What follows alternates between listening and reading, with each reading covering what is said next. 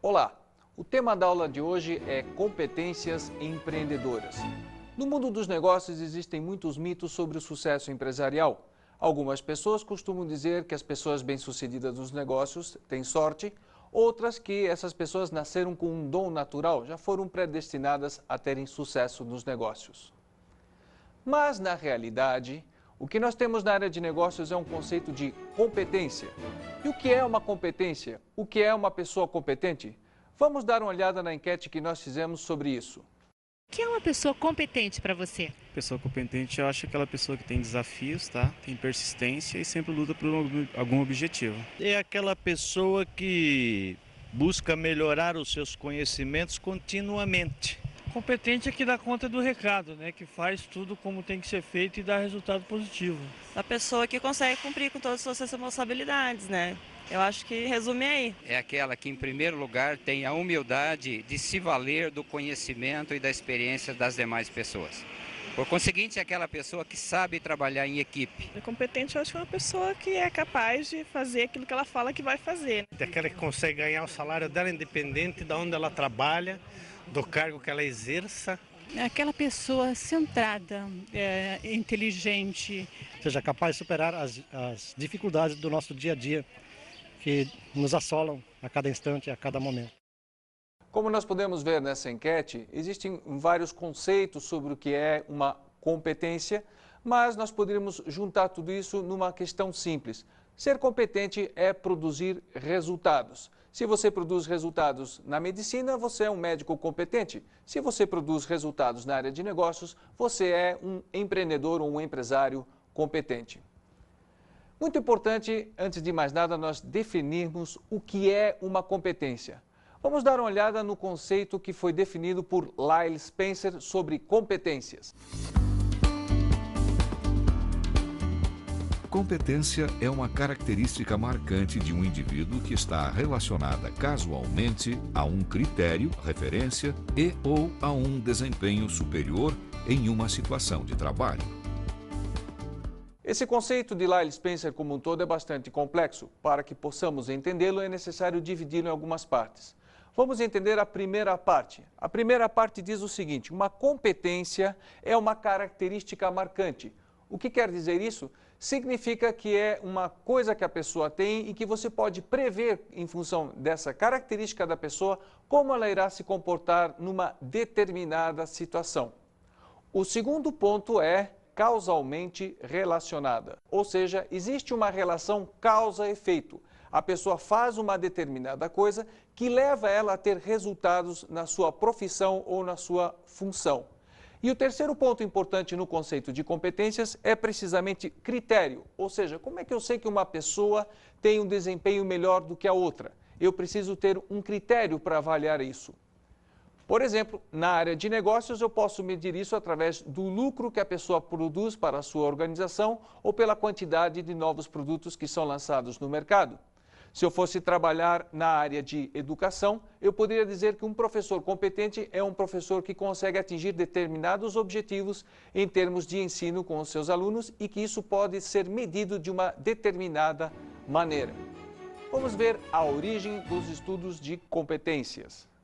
O estudo de competências, ou melhor, o termo competência, foi cunhado inicialmente em 1959 por Robert White. E ele definiu esse conceito como a maneira como determinados organismos interferiam no meio ambiente. Em 1973, o psicólogo norte-americano David McClelland deu uma outra conotação ao termo competência. Ele começou a estudar os processos de recrutamento e seleção de pessoas que iriam trabalhar para o Departamento de Estado americano e notou uma coisa bem interessante, que nem sempre os testes utilizados para a seleção de funcionários conseguiam prever como seria o desempenho deles na prática. Publicou então um artigo revelador, no qual ele dizia o seguinte: a questão não é tanto avaliar a inteligência das pessoas, mas avaliar a competência. E aí ele definiu o termo competência no contexto de trabalho. De onde veio esse conceito que McClelland cunhou em 73? Na realidade, ele começou trabalhando em cima das pesquisas realizadas por um outro psicólogo, John Flanagan, que havia feito um trabalho na década de 40 para a Força Aérea Americana. Naquele período, os oficiais americanos estavam interessados em saber por que alguns pilotos de caça tinham um resultado melhor do que os outros. Flanagan então começou a realizar uma série de entrevistas que envolviam avaliar o que ele chamou de incidente crítico, situações críticas que tinham que ser resolvidas. Ele entrevistava esses pilotos, por exemplo, como eles haviam resolvido uma determinada pane no seu avião ou como eles tinham se comportado durante uma determinada situação de combate. Flanagan notou o seguinte: existia uma diferença entre os pilotos bem-sucedidos e os outros. Os bem-sucedidos faziam as mesmas coisas nas mesmas situações, e isso levava eles a terem resultado acima da média. Enquanto que os outros pilotos precisamente não faziam essas determinadas coisas, e isso levava eles a fracassarem nas suas missões. Flanagan concluiu o seguinte: existe relação causa e efeito entre o que se faz numa determinada profissão e um desempenho acima da média. E ele denominou isso incidente crítico. Os estudos posteriores de Flanagan abordaram vendedores, contadores e diferentes profissões saindo da área militar. Esse conceito foi bastante utilizado em processo de recrutamento e seleção de pessoas durante os anos 50, mas de certa maneira caiu numa espécie de esquecimento. Como eu já falei, McClelland, em 73, retoma o conceito de competência e usa precisamente a técnica do incidente crítico para mapear competências. Em 1982, McClelland participou de um estudo específico sobre empreendedores, financiado pela Agência Internacional de Desenvolvimento dos Estados Unidos.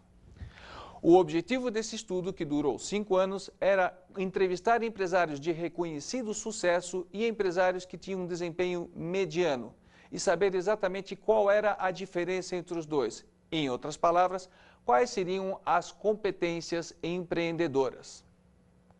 A equipe do professor McClelland entrevistou empresários de sucesso em países de 3 continentes, na América do Sul, na Ásia e na África, exatamente para saber quais eram as competências decisivas para que o empresário pudesse ter sucesso em países do terceiro mundo. A partir daí, eles conseguiram elencar um conjunto de competências.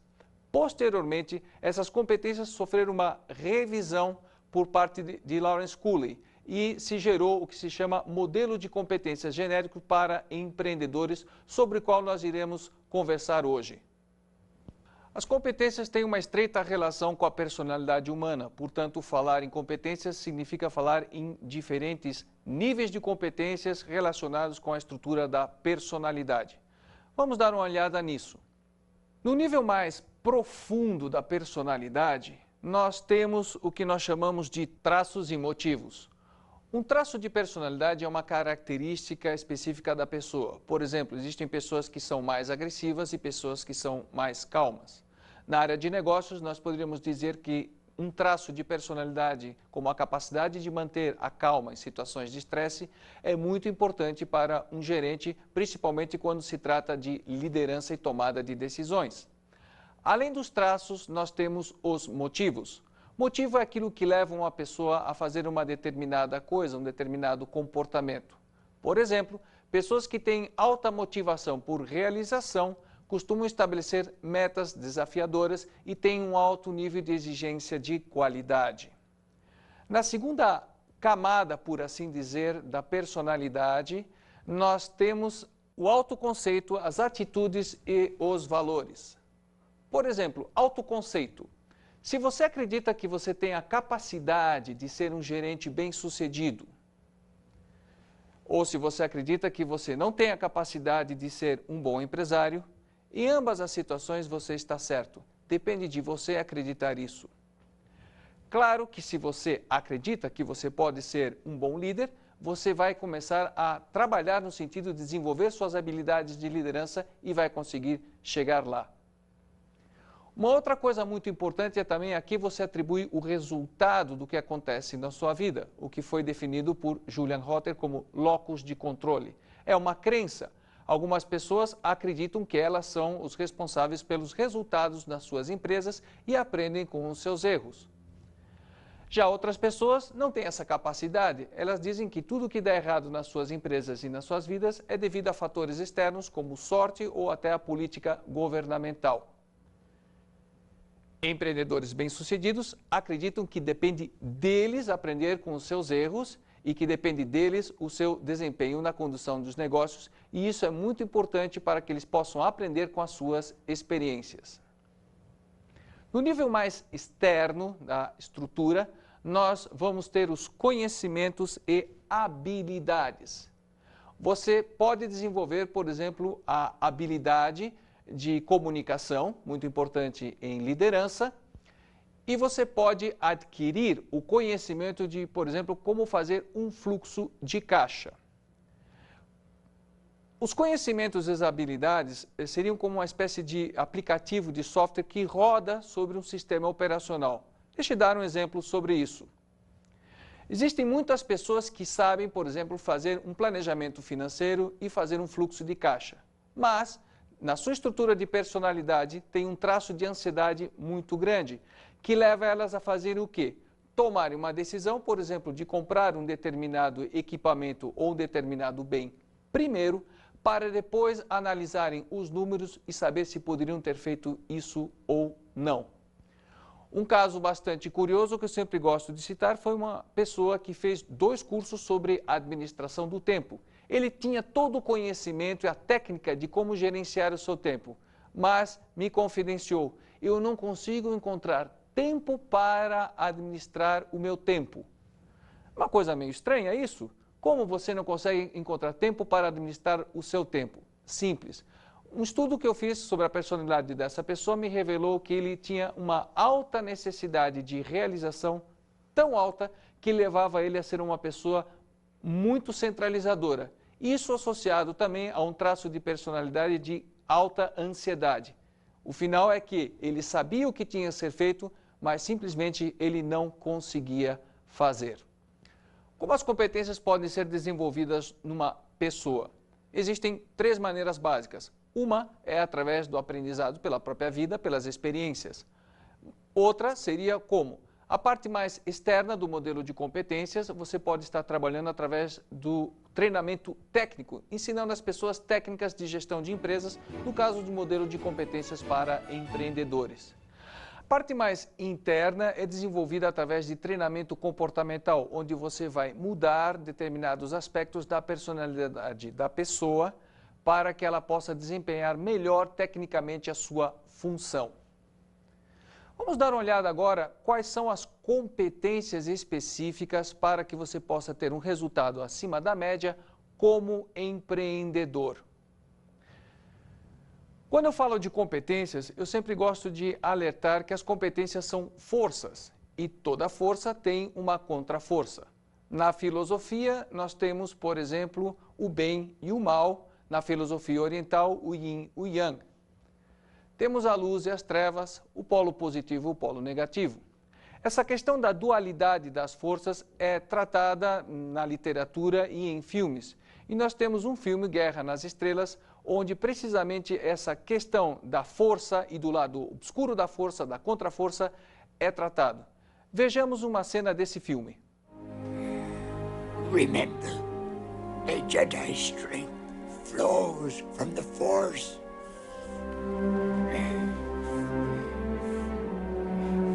But beware, anger, fear, guide are they. Once you start down the dark path, forever will it dominate your destiny. No. No.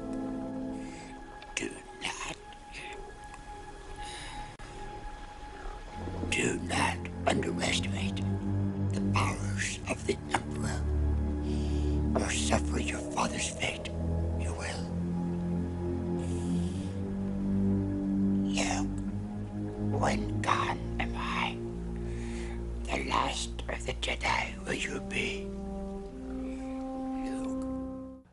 Existe a força, existe o lado obscuro da força. Vamos falar das competências e do seu lado obscuro.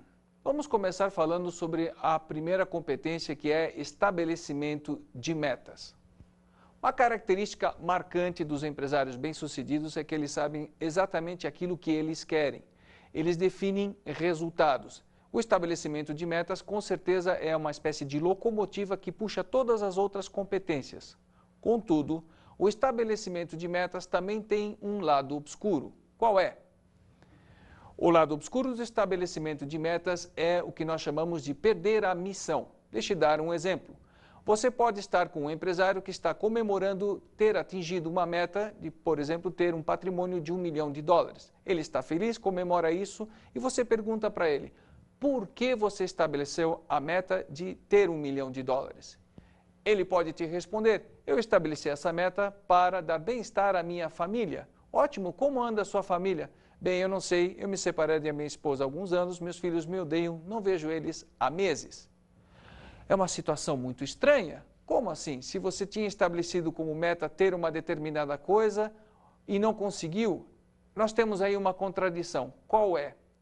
A meta pela meta. Ele ficou tão focado em ganhar esse $1 milhão que ele esqueceu por que ele queria ganhar esse $1 milhão. Empreendedores bem-sucedidos definem exatamente por que querem atingir determinados resultados. E se eles percebem que esses resultados não valem a pena em termos do esforço despendido, eles fazem o quê? Simplesmente estabelecem uma nova meta. Cair no lado obscuro significaria ficar obcecado em alcançar essa meta apenas porque ela foi estabelecida. A segunda competência é planejamento. Não adianta você estabelecer uma meta se você não define o que você vai fazer para alcançar essa meta. Pensar antes de agir, com certeza é uma coisa muito importante para se obter resultados no ambiente de negócios. Mas o planejamento também tem um lado obscuro, que é precisamente a falta de flexibilidade. O que significa isso? Planos dificilmente saem exatamente conforme você pensou. Sempre é necessário fazer ajustes. O que permite fazer ajustes no planejamento é precisamente o monitoramento de informações, como as coisas estão acontecendo e comparar isso com as metas a serem alcançadas. Quem cai no lado obscuro do planejamento diz o seguinte, precisamos ter constância de propósitos, portanto é necessário seguir o plano exatamente como ele foi desenhado. E se esquecem de uma coisa muito importante. Qual é a meta a ser alcançada e o que está acontecendo com a execução do plano. Se forem necessários ajustes, esses ajustes deverão ser feitos no plano original. E dependendo da situação, talvez você tenha até mesmo que rasgar esse plano e fazer um plano completamente novo para alcançar as metas estabelecidas.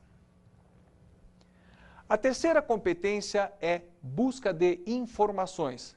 A busca de informação é a matéria-prima para uma série de outras competências. Naturalmente, é matéria-prima para planejamento. Mas é matéria-prima também para avaliar riscos. Buscas de informações significa fazer a pergunta certa para a pessoa certa, levantar informações sobre determinados aspectos do mercado ou da empresa. Mas há um perigo que pode levar uma pessoa a cair no lado obscuro da força dessa competência, que é o que nós chamamos de parálise por análise. Existe muita informação disponível do mercado e você precisa estabelecer critérios sobre a quantidade de informações necessárias que você precisa obter, sob o risco de ficar levantando informações anos a fio e não decidir absolutamente nada. Outra competência é a busca de oportunidades associada à iniciativa própria. A busca de oportunidades é uma coisa intimamente ligada até ao próprio conceito de empreendedorismo e empreendedor. Pessoas empreendedoras sempre estão atentas a novos produtos e oportunidades de negócio. Dizem, por exemplo, que se dois amigos entrarem num estádio de futebol e um deles comentar "a arquibancada está muito dura", imediatamente o outro, um empreendedor, já estaria pensando numa oportunidade de negócios, tipo alugar almofadas para as pessoas sentarem naquela arquibancada. Contudo, muitas pessoas veem oportunidades, mas não têm a iniciativa de aproveitar essas oportunidades. Apenas veem as ideias. É necessário ter a iniciativa, seguir em frente e dar os primeiros passos para transformar essa oportunidade num negócio bem-sucedido. Infelizmente, a busca de oportunidades e a iniciativa própria também tem um lado obscuro, que é o que nós chamamos de oportunismo. O oportunismo é quando você se aproveita de determinadas situações para explorar as pessoas. Por exemplo, nós poderíamos ter uma situação de um empresário que durante uma enchente aproveita essa oportunidade para vender gêneros alimentícios e água por um preço muito superior ao mercado, tendo lucros extraordinários. Com certeza ele aproveitou uma oportunidade, mas a pergunta é, precisava ter feito isso? Precisava ter explorado as pessoas naquela situação tão delicada? A resposta é não. A próxima competência é a qualidade. Pessoas com alta necessidade de realização são muito preocupadas com a qualidade, são pessoas caprichosas. E empreendedores de sucesso têm orgulho de dizer que fazem o melhor possível com os recursos que lhes são dados. A qualidade também vem associada com a eficiência. Não basta você ter qualidade num produto se você acaba oferecendo esse produto por um preço tão alto que as pessoas não vão comprar. Mas é preciso tomar cuidado também nessa paixão pelo seu produto ou serviço com o lado obscuro, que é o perfeccionismo. O que é perfeccionismo? É precisamente esquecer disso, de fazer o melhor possível com os recursos que você tem. Pessoas que caem no perfeccionismo conseguem fazer produtos muito caros que não são vendidos ou simplesmente não fazem absolutamente nada porque entendem que não têm os recursos necessários. A próxima característica é riscos calculados. Toda atividade empresarial pressupõe um risco. Se oferecerem um dia para vocês uma parceria num negócio com risco zero e alto retorno, podem ter certeza de que possivelmente estão querendo dar um golpe em vocês, estão querendo enganá-los. No mundo dos negócios sempre existe um risco. Claro que há situações em que envolvem grandes riscos e riscos pequenos, e empreendedores de sucesso correm riscos calculados. O que significa riscos calculados? Significa precisamente fazer algo para analisar os riscos envolvidos e principalmente fazer algo para reduzir os riscos que você está correndo. E isso pode levar a um lado obscuro, que é precisamente a manipulação de resultados, como você estar subornando pessoas, estar roubando informações, enfim, partindo para a questão de que os fins justificam os meios, desde que você possa reduzir os riscos envolvidos. A próxima característica é a persistência. A persistência tem uma relação direta com o estabelecimento de metas. Nem sempre é fácil você alcançar os resultados que você quer. Muitas vezes é necessário contornar obstáculos para você conseguir fazer isso ou agir repetidamente. A persistência também tem um lado obscuro. E o lado obscuro é precisamente a teimosia. Vejamos um exemplo. Você pode investir R$50 mil numa franquia, tendo como objetivo obter um retorno positivo sobre o investimento. Você investe esse capital. Nos primeiros meses você tem prejuízo e você decide fazer o seguinte: vou investir mais capital. E eu lhe perguntaria, por que você está investindo mais capital? Bem, porque eu vou provar que esse negócio vai dar certo. A pergunta é, a sua meta é fazer com que esse tipo de negócio dê certo ou é obter retorno positivo sobre o investimento? Talvez você possa concluir, no final, de que não adianta insistir nesse tipo de negócio e que talvez seja melhor você mudar para outro tipo de negócio. A persistência pode se manifestar dessa maneira também. Mudar de estratégia ou adotar uma outra alternativa para você atingir os seus resultados. Quem cai no lado obscuro da persistência fica obcecado em que vai ter que obter os resultados daquela maneira, agindo repetidamente sem ter resultado nenhum. Outra competência é o comprometimento, ou seja, a disposição das pessoas de fazerem determinados sacrifícios para honrarem seus compromissos de trabalho. Essa é uma competência muito importante porque na área de negócios a credibilidade talvez seja um dos maiores patrimônios que um empreendedor possa ter. Contudo, o comprometimento pode levar também a um lado obscuro, que é precisamente se transformar num viciado em trabalho. Deixe eu dar um exemplo. Você pode se comprometer com um cliente trabalhando um fim de semana porque um determinado equipamento na sua empresa quebrou e você não teve outro remédio do que sacrificar esse fim de semana para honrar o prazo de entrega do produto ou serviço que você tinha assumido junto com o seu cliente. Isso, com certeza, é a utilização positiva da competência. O lado obscuro seria você trabalhar todos os fins de semana simplesmente porque você gosta da tranquilidade do fim de semana de ir para o seu escritório e ficar trabalhando lá. Quem costuma ser prejudicado nesses casos?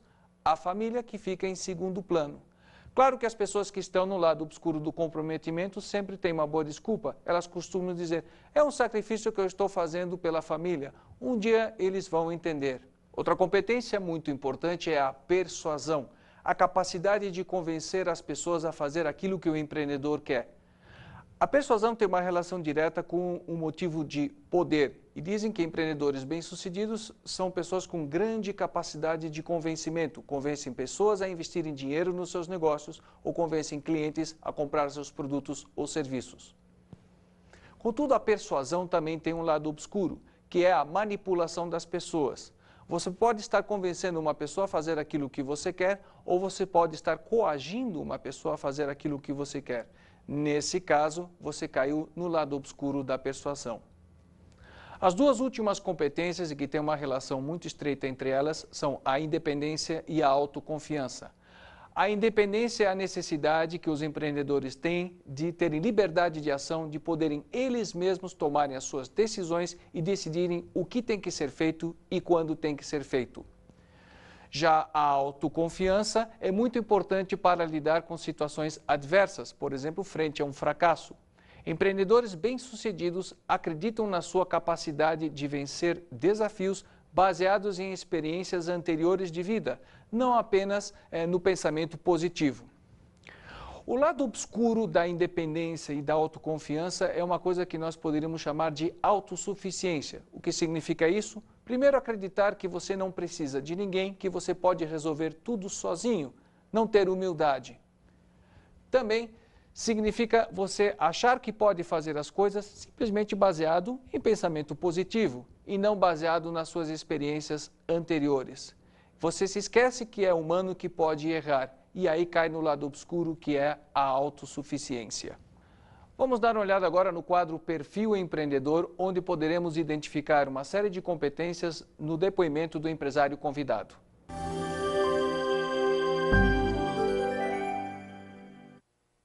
O empreendedor, quando desenvolve um projeto, ele sabe que nesse projeto estão contidos todos os meios para a sua realização. Mas sabe também que isso não acontece sem problemas. E do mesmo jeito que a água que desce a montanha e que vai para os vales, que os rios correm para o mar, mas não correm em linha reta. Eles têm obstáculos. E a água não fica batendo, ela dá a volta. E essa consciência de que o projeto contém a força para a sua própria realização não quer dizer que tudo são rosas. É preciso dar a volta, é preciso determinação, é preciso senso de oportunidade, sensibilidade, a obstinação, perseverança e, por que não dizer também, muita paciência. O mais importante do que o investimento financeiro é a vontade de realizar. E por esse motivo é que hoje e sempre, a maior parte dos empresários mais ricos do planeta nasceram pobres que nem rádio igreja. São centenas e milhares de exemplos desse tipo. Por quê? São pessoas, até essa pobreza inicial, de certa forma, estimula uma pulsão, uma vontade, a vontade de sair dela, muitas vezes é que, na maioria das vezes, diria eu, é a que é responsável pelo desenvolvimento de qualquer atividade. O empreendedor não trabalha por dinheiro, ele trabalha para servir. E uma característica, ele procura ter posses, etc., para ser mais, para poder fazer mais. Quer dizer, o dinheiro, para ele, tem efetivamente esse significado. Eu poderia dizer para vocês o seguinte, que se eu fosse convidado a escrever um livro sobre os meus erros, eu escreveria de pronto. Né? Porque o erro é a coisa mais comum que acontece na vida. Eu tenho um empresário, amigo meu, que diz assim, olha, sabe, a regra da administração da minha empresa é o seguinte, eu me apresso em errar para me apressar em consertar. Para que se vença na vida, é preciso tão somente que não se cometa erros banais, estupidez. Porque os erros comuns do dia a dia são furos no barco acima da linha d'água. Não vai afundar. E a força do projeto, a força do trabalho, carrega tudo isso com muita facilidade. Agora, se nós examinarmos as empresas ou as pessoas, que problema tiveram na vida, por que são frustradas, mal-sucedidas, é por causa de estupidez, de erros banais, de autossabotagem. Então, os erros fazem parte da vida, vamos dizer, até, de certa forma, estimulam, porque criam problemas, e através dos problemas a gente busca soluções, e ao resolver esses problemas e atingir as soluções, se consegue o êxito e, com êxito, a felicidade. Todo o desenvolvimento da humanidade decorreu decorreu de uma mudança. O que nós temos que entender é que, quando se trata de uma mudança, se trata, de certa forma, de uma crise, porque se passa a se conviver num ambiente de incerteza. E, portanto, não traz aquele conforto. Junto com essa incerteza, enfrenta-se 1000 obstáculos de todo um status quo que pretende repetir o passado. Quer dizer, o futuro nunca é a repetição do passado, porque a vida sempre reclama por crescimento, por desenvolvimento. Eu sempre digo que não existe nada mais arriscado na vida do que entendê-la sem risco. Por quê? Porque nós somos energia em movimento. O mundo muda continuamente e contemporaneamente com muito maior celeridade. Das duas, uma.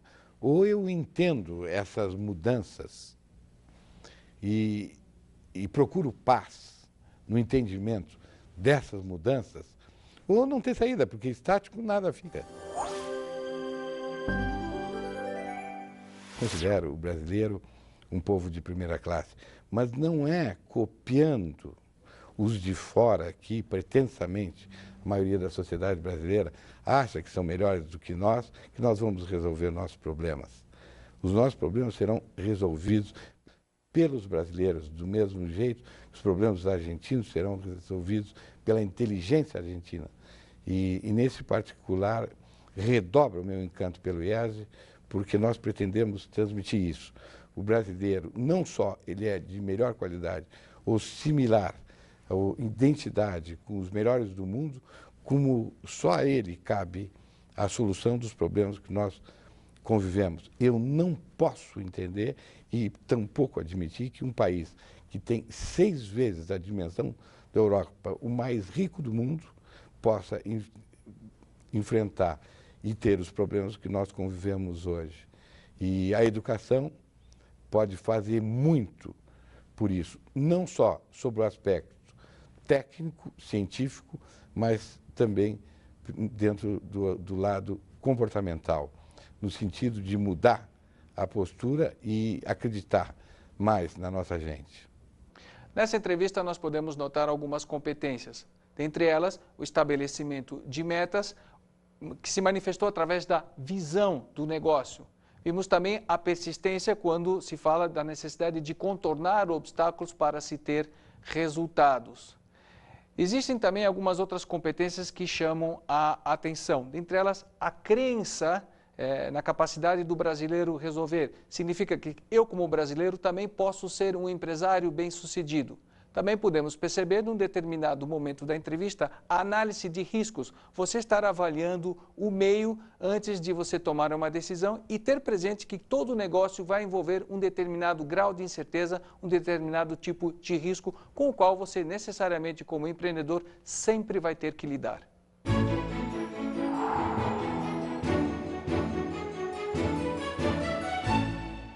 A minha dica de estudo para vocês é a seguinte: que tal sairmos um pouco da teoria e irmos para a prática? Como fazer isso? Gostaria de sugerir a vocês que procurassem uma pessoa que vocês consideram um empresário de sucesso, a qual vocês tenham acesso, que vocês entrevistassem essa pessoa, perguntando a ela como surgiu a ideia de iniciar o seu próprio negócio e como ela conseguiu transformar a sua ideia num negócio bem-sucedido. E durante essa entrevista, procure identificar as competências que nós citamos na aula de hoje.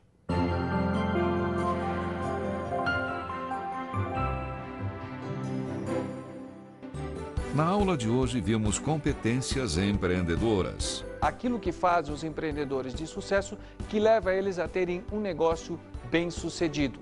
Discutimos quais são as principais competências que levam as pessoas a terem resultados nos negócios. Bons estudos!